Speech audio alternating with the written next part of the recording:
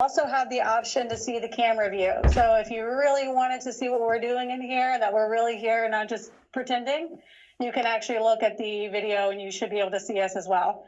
And for everybody who's in class, if you want to know, if you want to say hi to your friends, they're right there in the corner. Hi, everybody. Yep. So on our end, if you are looking at the camera view, we're just trying to figure out some technical stuff. So everybody at home, turn your cameras on, please, so I can see you. This is a hybrid model. So when you vote for the HyFlex model, this is what you voted for. So we get to see you whether you're here or at home. So when you guys are going to be in the FCM lectures next semester or the fall semester, hopefully we won't have to worry about this, but this is what we do for FCM. So this means that if you're scheduled to be in class, you are responsible to be in class. And if you are coming from home, oh, no, perfect, I can see you all. Then you are to turn the cameras on so we can see you. So now, Professor McQueenie, all of our students are here. If you guys are looking at home and you're seeing us, you can't see the screen, but on this side here, this is how we're able to see you. So we have in a large gallery that we can see your faces. So at the end of my lecture today, Professor McQueenie is going to go over some cases with you. And this way we're able to see you and we can call on you and we can see your response. I mentioned this earlier when we did the ICM. Thank you so much. I appreciate it. Thank you. When I did the ICM, talked a little bit this morning, you also have the capability of chiming in. So if you have a question, unfortunately, there's no way you could raise your hand on Teams, but I honestly am going to be walking around. I'm not going to see it or notice it. So the only way for you, if you're at home, to really ask a question is just to say, I'm sorry, excuse me, I have a question, and we can address it. So there is no really better way, obviously, if you're in class. Now, if you're in class and you have a question, so they can hear you at home, you want to hit that speaker in the middle of the desk. So if you just want to say something. Oh, wait. Go ahead. This. Yep, push it over here. Hello? See, try it again. Hi. You might have to be a little bit louder. Could you guys hear anything at home? Yeah, okay, so you just have to be a little louder. You might have to get up in the microphone and ask your question. Worst case scenario, I can always repeat it, but this is to help prevent having to say, okay, so-and-so asked, blah, blah, blah, the answer is this. So that way you guys at home can also hear what they're asking in class. And obviously you guys at home will be broadcasted through the loudspeaker so everybody will hear you here. Okay? Any questions about HyFlex? Hopefully we won't have to worry about this much longer, but any questions, concerns? Does anybody have any questions about lab diagnostics in general? So the course itself, you guys review the syllabus. Any questions for us before we get started? Any syllabus questions? Going once? Going twice? You guys all read the syllabus? Yeah, but oh yes. So hit your speaker. Like this? Yep. You'll see the green light. Okay, so my question is. Yeah.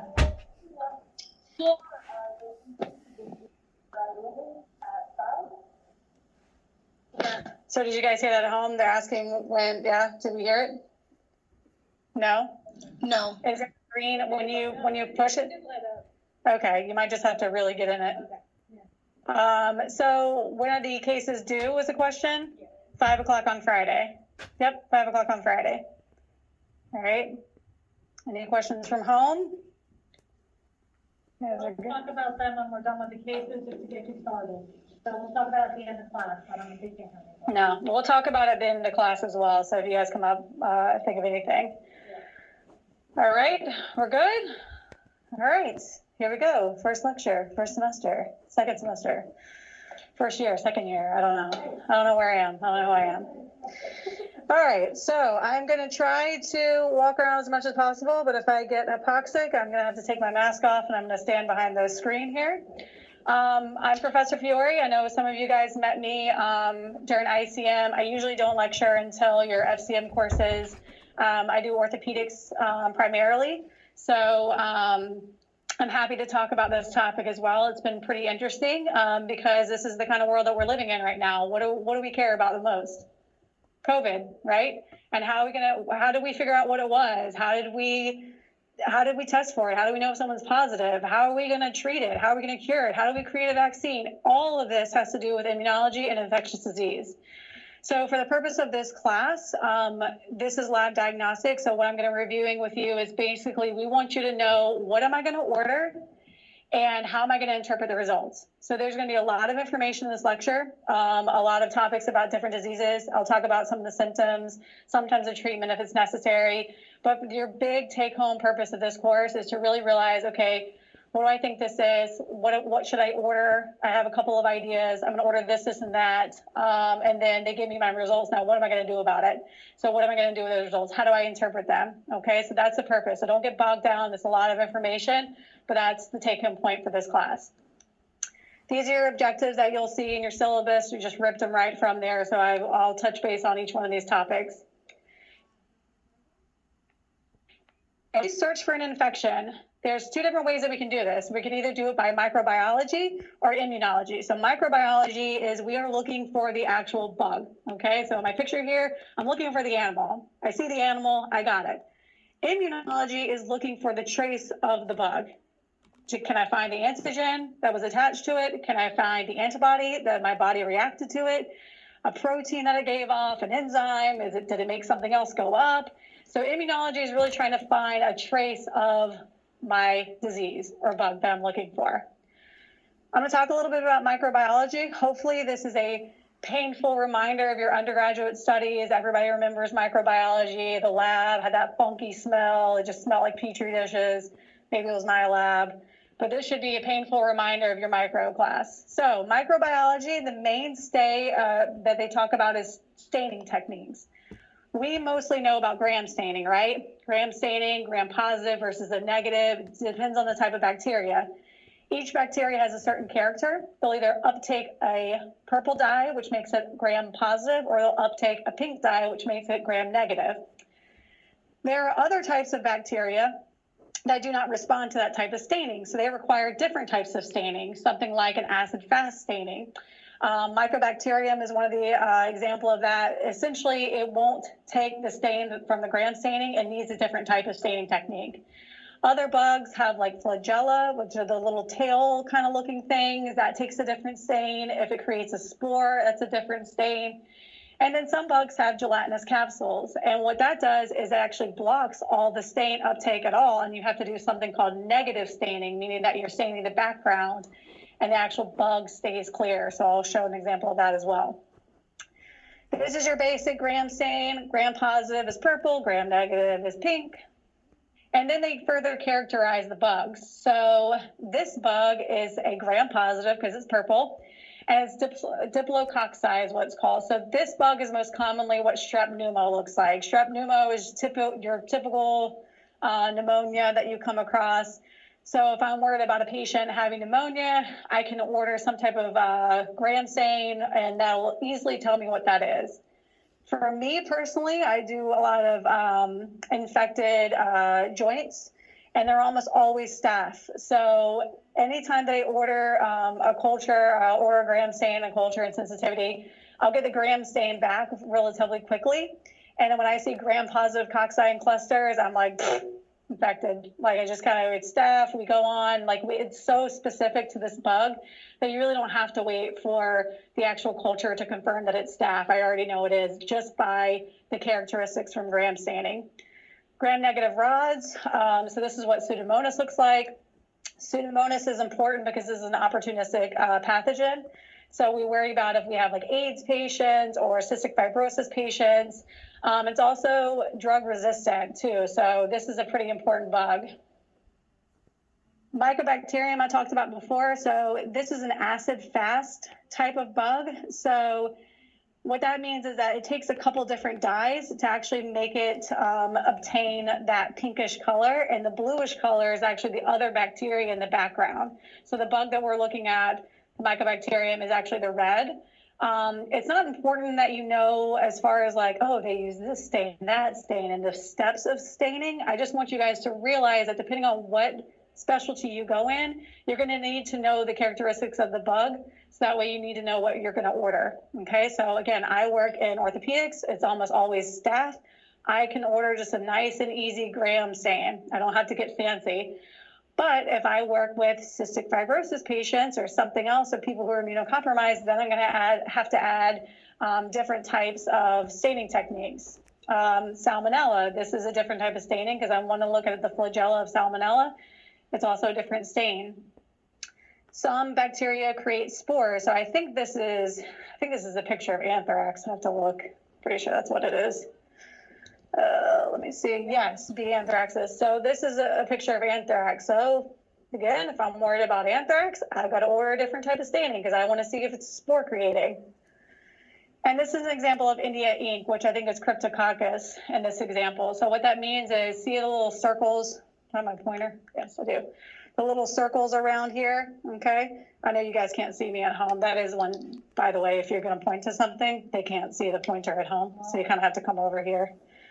And you'll have to, it's not that important. I mean, if you guys can't see the circles, I can't help you. So circles here, circles, circles. So the background, the black, the dark part, that's the part that's actually uptaking the ink. And the clear central part is the bug that has no stain on it. So this is what a negative gram stain means. The background is actually obtaining the stain and the bug is staying clear. Culture and sensitivity. So after I order my gram stain or my acid fast stain or what have you, I'm going to also order a culture and sensitivity. This means that I want to know exactly what kind of bug it is. And then you're going to tell me whether or not this bug is sensitive or reacts to a certain antibiotic. The downside of this is that it takes a couple of days. So again, in my example of my infected knee patient, I take some fluid, I send it for a gram stain, a culture and sensitivity. This patient doesn't have 2 to 3 days to wait for culture. So most cultures are finalized after 72 hours. I don't have 72 hours. I can't tell them, hey, just hang out in the hospital with your infected knee and let's just hope that you don't become septic, right? I have to do something about it. So once I get my gram stain, I know this patient is affected. There's some type of staph, most likely staph in that knee. I'll still order the culture and sensitivity, but I will act on the gram stain alone.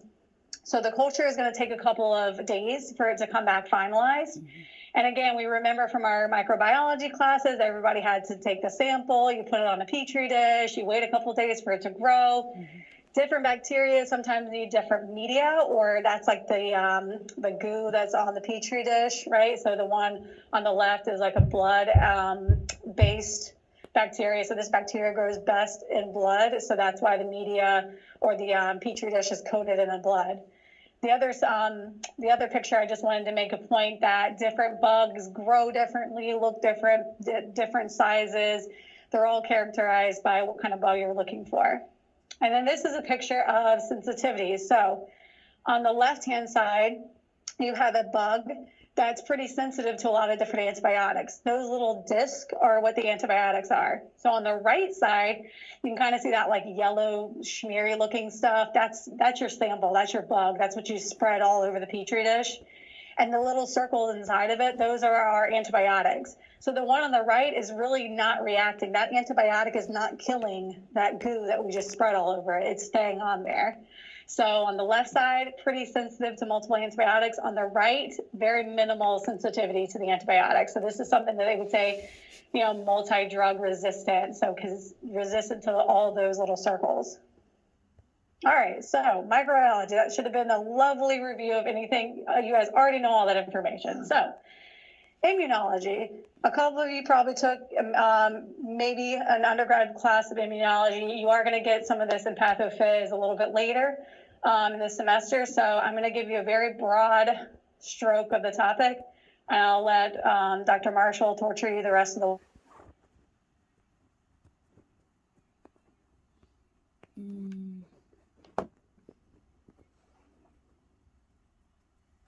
We're not getting any audio anymore.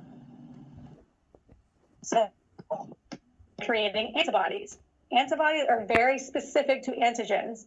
So there's a specific antibody that connects to a specific antigen. That doesn't mean like in this animation you see here, there's going to be different antibodies to each one of these different antigens. So that's how specific they are.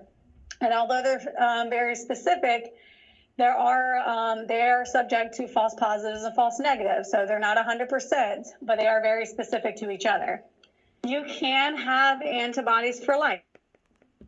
A couple of, diseases that we'll talk about later on this lecture are known to have lifelong immunity. You can get them from getting the infection, or you can get them from getting a vaccine, right? So that's what we're kind of in the middle right now. We're all hoping that our vaccine from COVID is going to last, but we don't know because it hasn't been that long. So the people who first got inoculated with them are still getting tests. Remember when it came out that some of these patients that got COVID in the very beginning, they tested them again, they no longer, their antibodies are going away. We don't know. So we don't know. But sometimes it does last for life, but sometimes it does not. Did I? Hold on, sorry, my clicker's not working. You know what? I think I just heard, yeah, my computer did something. Hold on. I saw it off